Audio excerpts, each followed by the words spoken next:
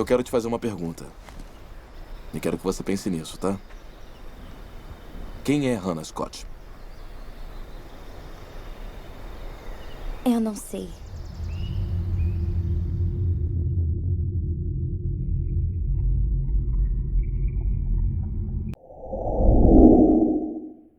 Eu quero que você questione quem você é e quero que você se questione se você está vivendo de acordo com aquilo que você é, de acordo com a sua verdadeira identidade, em nome de Jesus.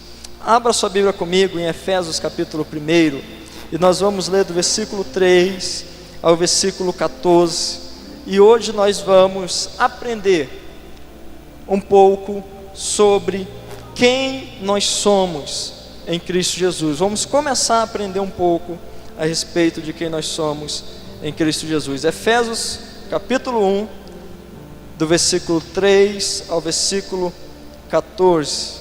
Você pode acompanhar a leitura comigo. Você também pode acompanhar no nosso telão. Vai aparecer aí para você. Inclusive, a versão que vai aparecer no telão é a mesma que eu vou estar lendo aqui. Então, se você quiser, você pode acompanhar em nome de Jesus. Então, Efésios 1, do 3 ao 14, diz assim: Bendito seja o Deus e Pai de nosso Senhor Jesus Cristo, que nos abençoou com todas as bênçãos espirituais nas regiões celestiais em Cristo, como também nos elegeu nele antes da fundação do mundo, para sermos santos e irrepreensíveis diante dele em amor. E nos predestinou para si mesmo, segundo a boa determinação de sua vontade, para sermos filhos adotivos por meio de Jesus Cristo, para o louvor da glória da sua graça, que nos deu gratuitamente no amado. Nele temos a redenção, o perdão dos nossos pecados, pelo seu sangue, segundo a riqueza da sua graça, que ele fez multiplicar-se para conosco em toda sabedoria e prudência, e fez com que conhecemos o mistério da sua vontade, segundo a sua boa determinação, que nele propôs, para a dispensação da plenitude dos tempos, de fazer convergir em Cristo todas as coisas, tanto as que estão nos céus como as que estão na terra. Nele também fomos feitos herança, predestinados conforme o propósito daquele que faz todas as coisas segundo o desígnio da sua vontade, a fim de sermos para louvor da sua glória, nós o que antes havíamos esperado em Cristo.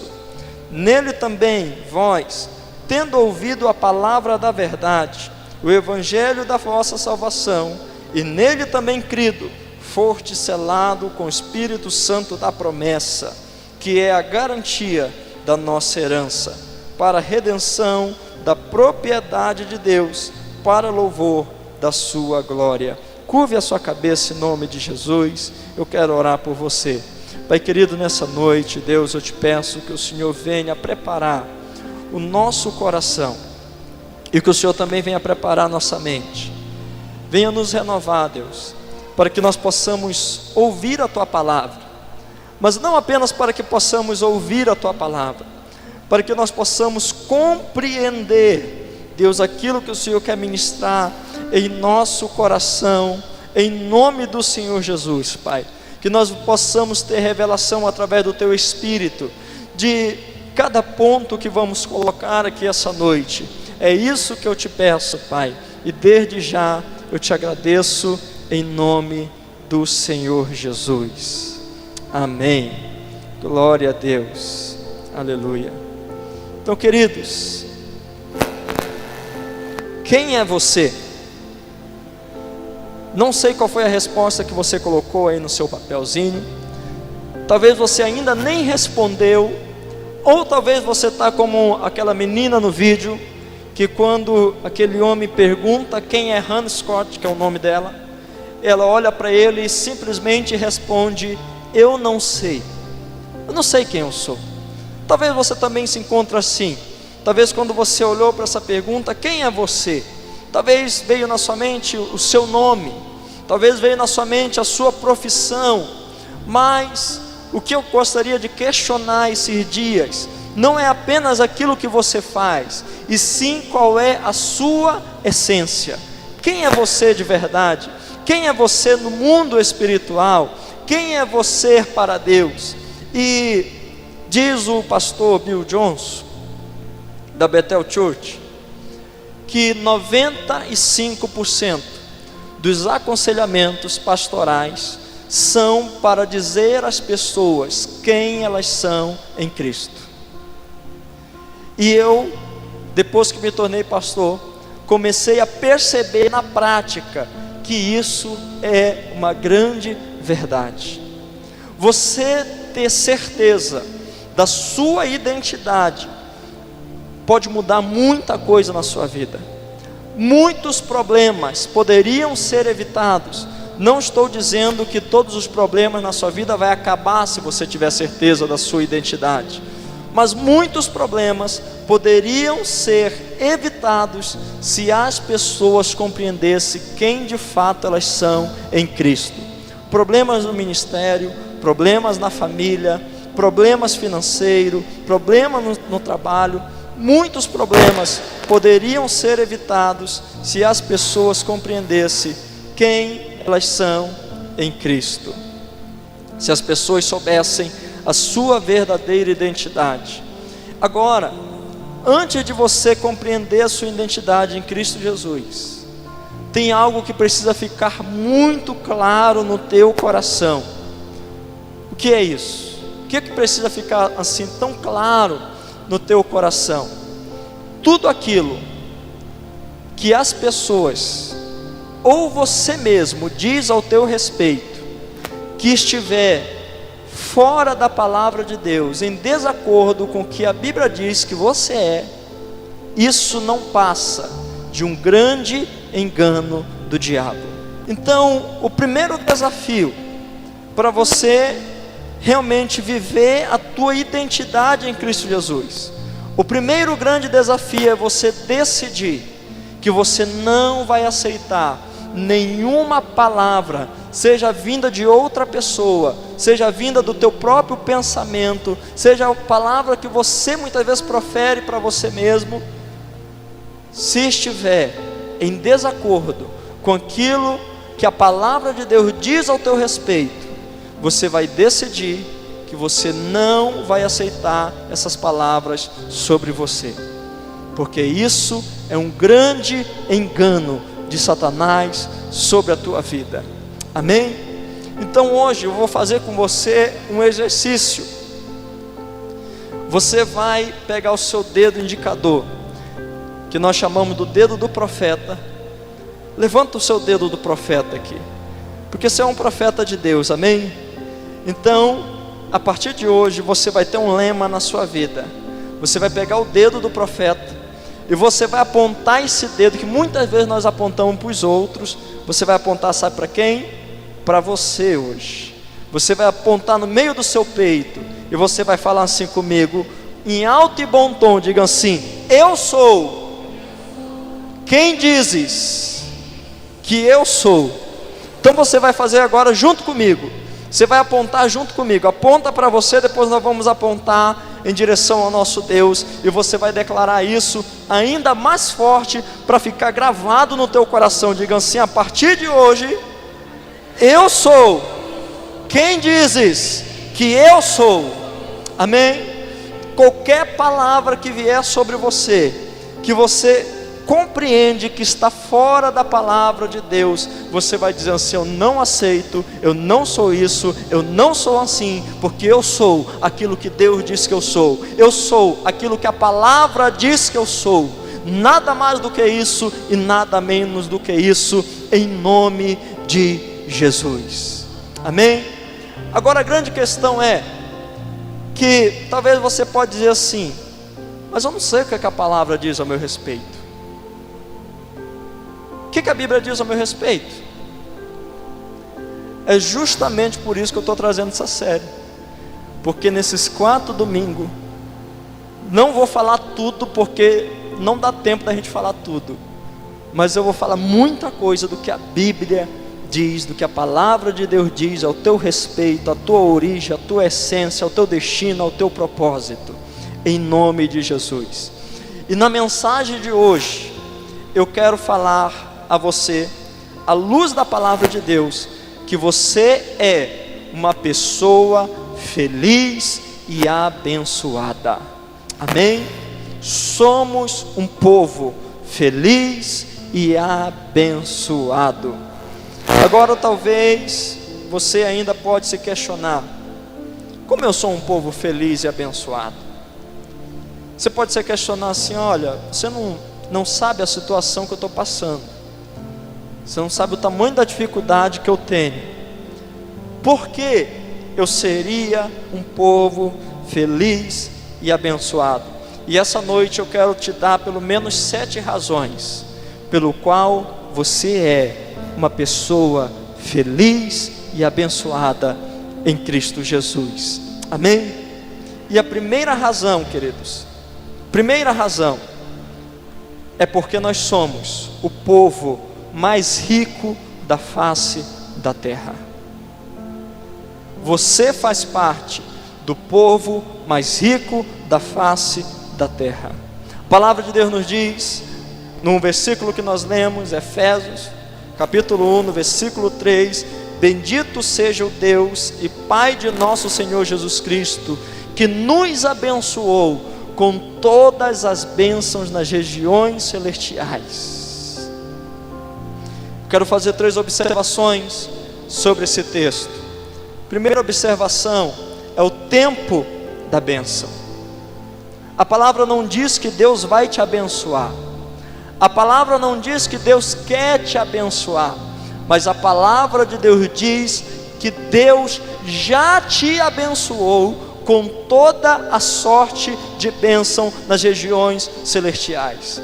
É por isso que, independente de quanto você tem na carteira hoje, independente de quanto você tem na sua conta corrente, na sua conta poupança, independente de quantos bens você tem no seu nome, você faz parte do povo mais rico da face da terra, porque você foi abençoado por Deus com toda a sorte de bênçãos nas regiões celestiais.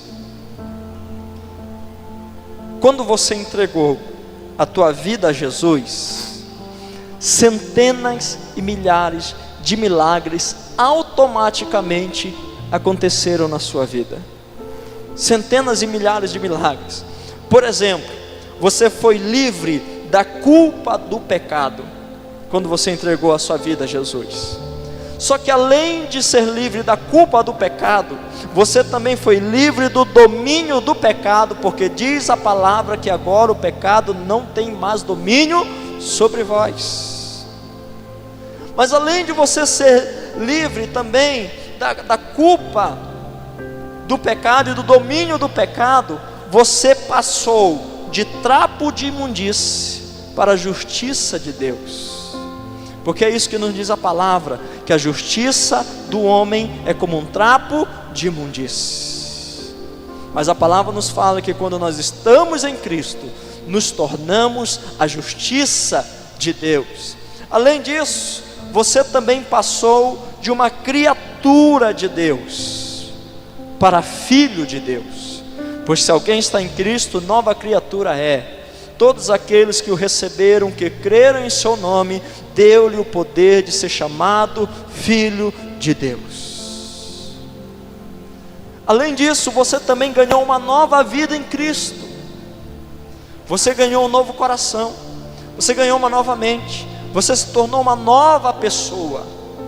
As coisas velhas se passaram e eis que tudo novo se fez. Então centenas de milagres aconteceram na sua vida, no exato momento que você recebeu Jesus como teu Senhor e como teu Salvador.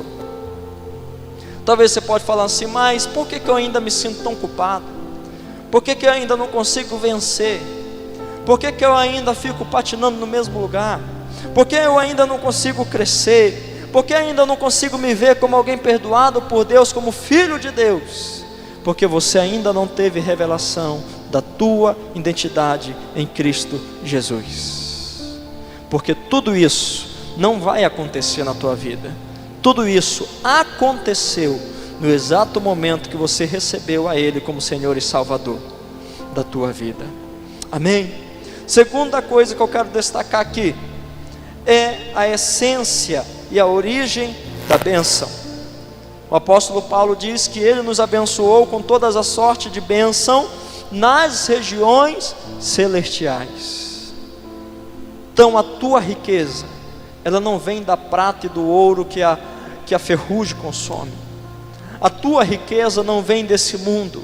A tua riqueza não vem da tua profissão, mas a tua riqueza vem do alto. A tua riqueza vem de Deus, pois foi Ele quem abençoou você com todas as sortes de bênçãos espirituais na região celestial em Cristo Jesus. Mas além disso, querido, o texto também fala sobre a garantia da nossa bênção. A garantia da nossa bênção é estar em Cristo. Nós fomos abençoados, sim. Fomos abençoados com o quê? Com toda a sorte de bênção. Da onde vem essa bênção? Ela vem de Deus nas regiões celestiais. E no final ele diz: em Cristo Jesus. Essa é a segurança da tua bênção, estar em Cristo Jesus. Mas a segunda razão pelo qual você é uma pessoa feliz e abençoada é porque você é um eleito de Deus. Você é um eleito de Deus. Olha o que a palavra nos diz. Versículo 4 diz assim: como também nos elegeu nele antes da fundação do mundo, para sermos santos e irrepreensíveis diante dele em amor. Você é um eleito de Deus. E você precisa entender essa noite que antes de você escolher a Deus, Ele te escolheu. Antes de você amar a Ele, Ele te amou. Antes de você entregar sua vida a Ele, Ele se entregou por você. Você não está aqui hoje porque você é uma pessoa boa. Você não está aqui hoje porque você é santo, porque todos nós pecamos, estamos carentes da graça de Deus. Talvez se alguém perguntar para você assim: por que você vai na igreja? Porque eu quero. Sim, tudo bem, eu sei que existe o teu querer e existe a tua decisão, porque Deus não anula isso. Mas essa seria a segunda razão pelo qual você está aqui, porque você quer. A primeira razão é porque Deus te amou primeiro. E tem algumas coisas que nós precisamos entender a respeito da nossa eleição em Cristo. Primeiramente, onde começa a nossa eleição? Quando foi que Deus escolheu você? Quando foi que Deus elegeu você? A palavra nos diz que foi antes da fundação do mundo. E isso nos faz entender a nossa origem, porque você foi originado não no ventre do seu pai e da sua mãe, não no momento que você foi fecundado, mas a sua origem foi no dia que Deus elegeu você. No dia da tua eleição foi a tua origem. Quando foi isso? Antes da fundação do mundo. Você sabe o que isso significa, antes da fundação do mundo? Eu vou tentar te explicar, para você entender melhor. Houve um tempo em que nada, absolutamente nada, existia a não ser o próprio Deus. Não existia céu, não existia terra, não existia galáxias, não existia a lua, não existia estrelas, não existia nada, porque o único ser que sempre existiu, segundo a palavra, foi o próprio Deus. O céu foi criado por Deus, os anjos foram criados por Deus, o trono dele foi criado por Ele, tudo foi criado por Ele. O único ser que sempre existiu. É por isso que é difícil compreender Deus, que o único ser que sempre existiu e sempre vai existir é Deus, em sua trindade, o ser autoexistente. E quando Deus ainda não havia criado nada, quando Deus ainda não havia criado os anjos, quando Deus ainda não havia criado o céu, quando Deus não havia criado a terra, quando Deus ainda não havia criado nada. Foi nesse tempo que Ele escolheu você. Sabe o que eu aprendo com isso, queridos? Primeira coisa, você não é o plano B de Deus. Tem muita gente que fala assim: Deus criou o homem porque Deus criou Lúcifer para o adorar, mas aí Lúcifer se rebelou e Deus precisava de alguém para o adorar, então Ele criou o homem. Vou falar algo para você, isso não está escrito na palavra de Deus, que o homem foi criado por causa da queda de Lúcifer. Você não é o plano B de Deus. Você não veio para substituir Lúcifer, porque antes de Lúcifer se rebelar e cair, Deus já havia eleito você antes da fundação do mundo. Antes da fundação do mundo. Você não é o plano B, você é o plano original. Você faz parte dos planos perfeitos de Deus. Segunda coisa que eu entendo com isso é que você não é um erro, você não é uma pessoa inútil, você não é uma pessoa que não deveria existir. Porque talvez na sua infância você ouviu talvez do seu pai, da sua mãe olhar para você e falar assim: você foi um erro, você só veio para acabar com a minha vida, você não deveria ter nascido, você foi um acidente de percurso, você não deveria vir nesse mundo. Talvez, eu lembro certa vez que um jovem olhou para mim e falou assim: olha, você não entende o que eu estou passando. Ele estava passando por um momento difícil. Ele falou: você sabe que a minha mãe falou para mim uma vez que eu sou um resto de aborto, porque ela tomou remédio e não conseguiu me colocar para fora. Talvez você já ouviu palavras assim, talvez você já ouviu lá, talvez do seu professor, de algum tio: você não vai dar em nada, você é burro, você não deveria nem existir, você só atrapalha. Mas entenda uma coisa: tudo aquilo que as pessoas dizem a teu respeito, que não está em acordo com a palavra de Deus, é mentira, é engano do diabo. Você é aquilo que Deus diz que você é. Você não é um erro, você não é inútil, você não é alguém que não deveria ter nascido. Você é fruto dos planos originais e perfeitos de Deus, porque Ele te escolheu antes da fundação do mundo. Agora, para que Deus nos escolheu? A palavra fala que Ele nos escolheu para sermos santos e irrepreensíveis. Santos e irrepreensíveis. Deus não escolheu você por causa da tua capacidade. Deus não escolheu você por causa daquilo que você faz. Deus não escolheu você por causa daquilo que você é. Deus escolheu você por causa do propósito que Ele quer realizar na tua vida.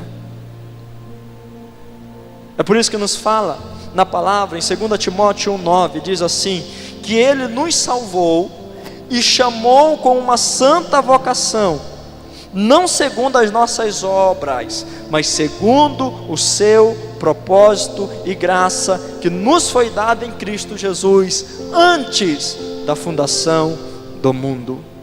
É interessante que a maioria das vezes que Deus fala que você é escolhido, Ele usa essa palavra: antes da fundação do mundo. Então Ele escolheu você, não por aquilo que você faz, por aquilo que você é, mas sim pelo propósito que Ele quer realizar na tua vida. Agora, por que nós somos o povo feliz e abençoado? A terceira razão é porque nós somos amados do Pai. Olha o que diz o versículo 5: e nos predestinou para si mesmo, segundo a boa determinação da sua vontade, para sermos filhos adotivos, por meio de Jesus Cristo, para o louvor da glória da sua graça, que nos deu gratuitamente no amado. Amém, queridos? Quando o apóstolo Paulo fala que nós somos filhos adotivos, o que ele quer dizer é simplesmente uma coisa: que Deus não tinha a obrigação de amar você. Deus não tinha o dever de resgatar você. Deus não tinha a necessidade disso, de te amar. Mas, mesmo Ele sendo um ser completo em si mesmo, mesmo Ele sendo um ser perfeito, Ele escolheu, Ele decidiu amar você. Eu lembro de uma certa ocasião em que uma professora mesmo, de maternal, de criança, estava dando aula e certo dia ela decidiu levar para a sala um álbum de fotografia, e ela estava ali com suas crianças, olhando aquele álbum de fotografia, e de repente, uma das crianças começou a perceber que na família da professora tinha um rapaz que era diferente de todo mundo, não parecia com ninguém. E então aquela criança perguntou assim: tia, por que esse menino é diferente de vocês? E a professora, um pouco constrangida com aquela pergunta, falou para aquelas crianças: é que esse meu irmão, ele foi adotado. Aí uma outra criança levanta a mão, porque a criança gosta de perguntar, levanta a mão e fala assim: ô tia, o que é adotado? O que é isso? E a professora ficou tentando procurar uma resposta, porque você sabe que não se dá qualquer resposta para a criança. A gente tem que saber falar com elas de uma maneira que elas vão entender. E a professora estava ali tentando encontrar uma resposta. Enquanto ela estava procurando a resposta dentro dela, uma outra criança levanta a mão e fala assim: tia, deixa eu responder. Eu sei o que é ser adotado, porque eu fui adotado, deixa eu responder, tia. E ela olhou aquela criança assim com tanto entusiasmo falando aquilo, e ela falou: então, pode responder, o que é ser adotado? E aquela criança falou o seguinte: ser adotado é quando você é gerado no coração da sua mãe e não da barriga dela. Queridos, você não foi apenas feito pelas mãos do Criador, você foi gerado no coração de Deus. É isso que a palavra está dizendo, quando diz que Deus amou você e te adotou como filho. Ele não apenas te criou, Ele não apenas te formou do pó da terra, Ele não apenas soprou sobre você o fôlego de vida, mas você foi gerado no coração dele. Você é amado do Pai. É por isso que você é uma pessoa feliz, é uma pessoa abençoada, porque você é amada por Deus. Mas a quarta razão pelo qual nós somos um povo feliz e abençoado é porque nós fomos redimidos e perdoados em Cristo Jesus. Nós fomos redimidos e perdoados em Cristo Jesus. No versículo 7 diz assim: nele temos a redenção, o perdão dos nossos pecados, pelo seu sangue, segundo a riqueza da sua graça. Essa palavra redimir é o ato de você comprar um escravo e torná-lo livre. É isso que significa redimir. No tempos antigos, quando Paulo escreveu essa carta de Efésios, havia no Império Romano em média 60 mil escravos que eram livremente comercializados. Só que uma pessoa que tinha posse, que tinha muito dinheiro e que tinha um coração muito generoso, ela podia ir lá e falar o seguinte: eu quero comprar o Riquelme. Aí ele vai lá: quanto que custa? Custa $1 milhão, está aqui $1 milhão. Claro que na época o dinheiro não era dólar, estou trazendo para a nossa realidade hoje. Está aqui $1 milhão por ele. Se eu paguei por ele, agora eu tenho direito. Agora eu posso olhar para ele e falar: agora você é meu escravo. Mas a remissão era quando alguém ia lá, pagava o preço do escravo e depois olhava para ele e falava: agora você não é mais escravo, agora você está livre, porque eu te dou o direito de liberdade, eu paguei o preço por você. Cristo pagou o preço que você não poderia pagar. e tirou você de uma lama, de um mundo de escravidão, e agora fala: você é livre, você é livre.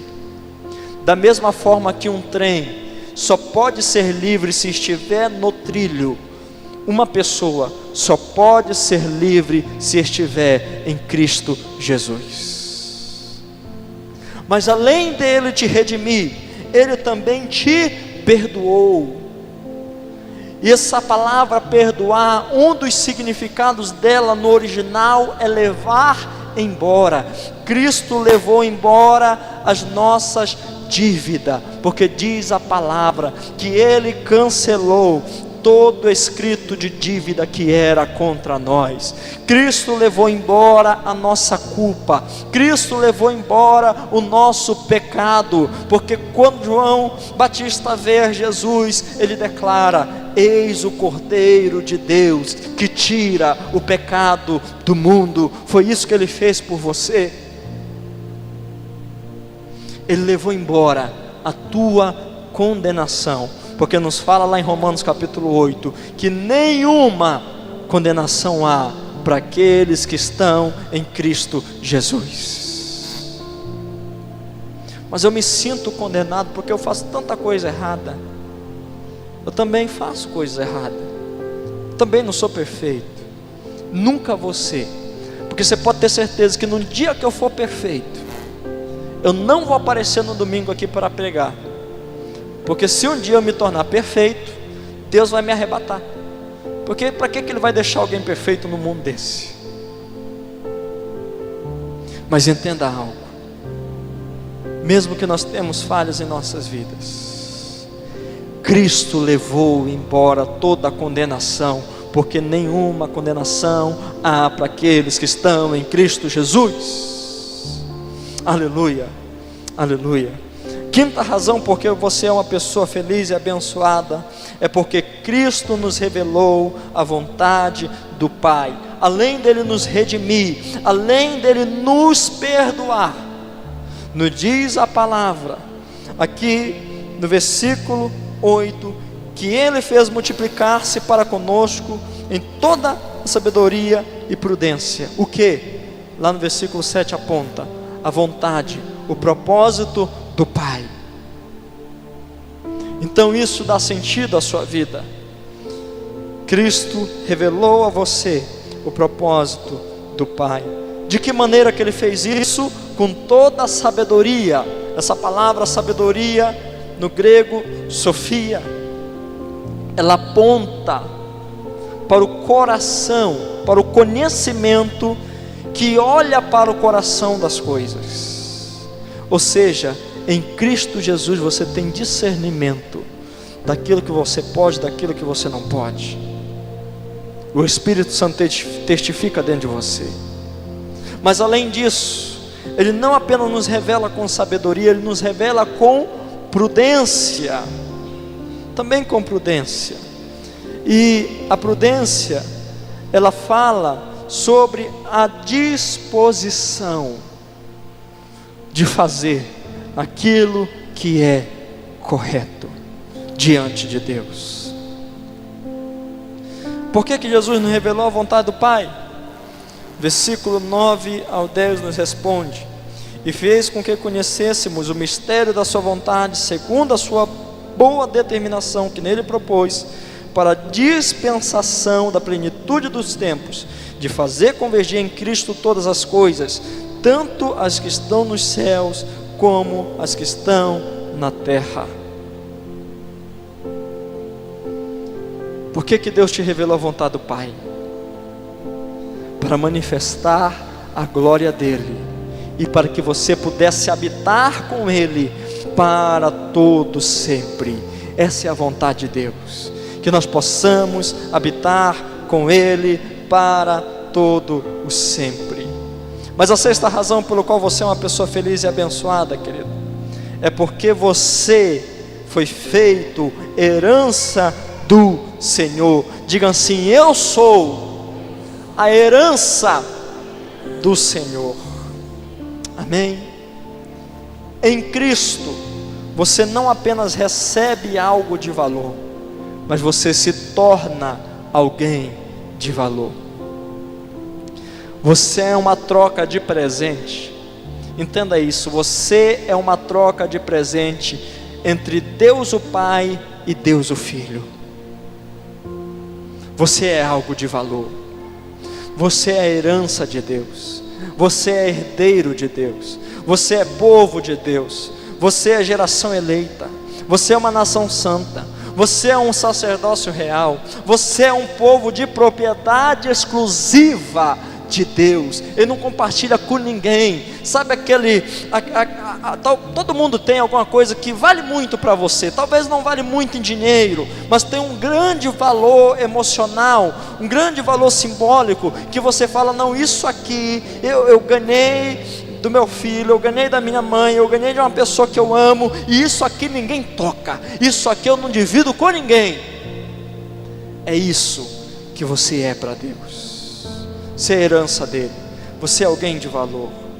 Você é a delícia de Deus. Você é herdeiro de Deus. É por isso, queridos, que eu não entendo muitas vezes o cristão quando ele olha para ele mesmo se menosprezando. É muitas vezes, por isso que muitas vezes eu tenho a dificuldade de entender quando um cristão tem uma oportunidade de crescer no reino de Deus, de fazer algo, ele tem uma oportunidade na vida, mas ele olha para ele mesmo e fala assim, eu não sou capaz, não posso, não nasci para isso, não consigo. Muitas vezes o cristão olha para si mesmo e fala assim, eu nunca vou ser um bom cristão mesmo, nunca vou ser uma boa mãe mesmo, nunca vou ser um bom profissional mesmo. Queridos, entendam uma coisa, tudo isso é engano do diabo sobre a tua vida. Você é não aquilo que a sua mente diz, não aquilo que as pessoas dizem, mas você é aquilo que Deus diz que você é. Você é a herança de Deus. Você é alguém de um valor inestimável para Ele. Amém? Glória a Deus. Nele também fomos feitos herança, predestinado conforme o propósito daquele que fez todas as coisas, segundo o desígnio da sua vontade, a fim de sermos para o louvor da sua glória, nós os que antes havíamos esperado em Cristo. Aleluia, glória a Deus. Mas a sétima razão pelo qual você é uma pessoa feliz e abençoada é porque você tem um selo e você tem uma garantia. Diga assim comigo, eu não sou produto pirata, eu não sou linha de segunda, porque eu tenho selo e eu tenho garantia. Talvez você fale, onde está escrito isso? Versículo 13 e versículo 14 diz, nele também vós, tendo ouvido a palavra da verdade, o evangelho da vossa salvação, e nele também crido, fostes selados com o Espírito Santo da promessa, que é a garantia da nossa herança para a redenção da propriedade de Deus, para o louvor da sua glória. Vou te falar 3 aspectos do selo aqui. Primeiramente, o selo indica que uma transação foi consumada. Quando alguém comprava um terreno lá no tempo antigo, e quando aquele terreno estava pago, tinha que vir sobre o documento um selo, falando que estava sendo transicionado aquela propriedade de uma pessoa para outra. Hoje em dia não é diferente. Quando você compra uma casa, um carro, os dois vão lá no cartório, reconhece firma e tem que ter lá a assinatura, dizendo que aquela propriedade está sendo transferida de uma pessoa para outra. O Espírito Santo em você é o selo de Deus, é a assinatura que fala que você foi transferido do império das trevas para o império da luz, que você foi transferido da mão de Satanás para a mão do nosso Senhor Jesus Cristo, que você deixou de ser um escravo do diabo para ser livre em Jesus. Segundo aspecto do selo é que o selo ele fala sobre segurança e proteção. Os romanos consideravam isso. Quando Jesus morreu, quando ele é levado ali para o túmulo, para a sepultura.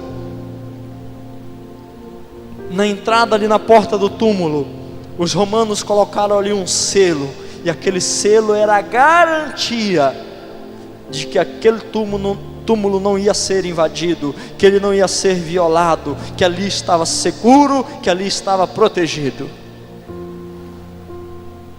Então, o Espírito Santo, ele é também esse selo que traz essa segurança, essa proteção de que você sempre vai ser propriedade de Deus. É por isso que o apóstolo Paulo falava que nada, absolutamente nada separa você do amor de Cristo Jesus. Mas o terceiro aspecto do selo é que ele fala da autenticidade. Da autenticidade. Da mesma maneira que um documento não tem validade se a sua assinatura não for reconhecida, da mesma forma, o cristão só é verdadeiramente um filho de Deus se ele tiver o selo do Espírito Santo, se ele tiver o Espírito Santo habitando nele. Pois aqueles que são guiados pelo Espírito de Deus, esses são filhos de Deus. Agora, quando a Bíblia fala sobre a tua garantia, essa palavra garantia, no grego clássico, é a palavra arrabal. O que significa isso? Significa a primeira parcela, o sinal de entrada. Você já viu quando você contrata alguém para fazer um serviço lá na sua casa? Você contratou aquela pessoa, aí normalmente você faz assim: você dá um dinheiro antes, o serviço está completo, você paga o restante. É isso que a Bíblia fala quando você tem a garantia do Espírito Santo.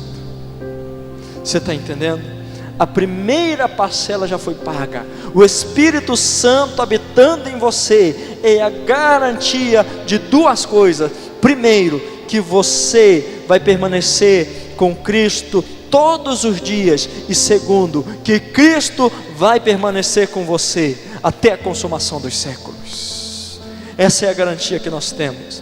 É por isso, queridos, que eu quero te desafiar hoje, você tomar posse da tua nova identidade. A garantia também aqui pode ser remetida como um símbolo de aliança. Da mesma maneira que um homem e uma mulher usa um símbolo no dedo, mostrando que eles têm uma aliança e que eles vão se amar até o final da vida. O Espírito Santo em você mostra que você tem uma aliança com Cristo e que você vai permanecer com Ele para todo sempre. Que Ele não vai deixar você, seja no momento da dificuldade, seja no momento da tribulação, seja no momento bom, seja no momento ruim, seja na hora da vida, seja na hora da morte, Ele sempre vai estar com você. É isso que nos diz essa garantia. Então hoje eu quero te desafiar, você tomar posse da tua nova identidade em Cristo Jesus. Amém? Você não é o que as pessoas dizem, você é aquilo que Deus diz.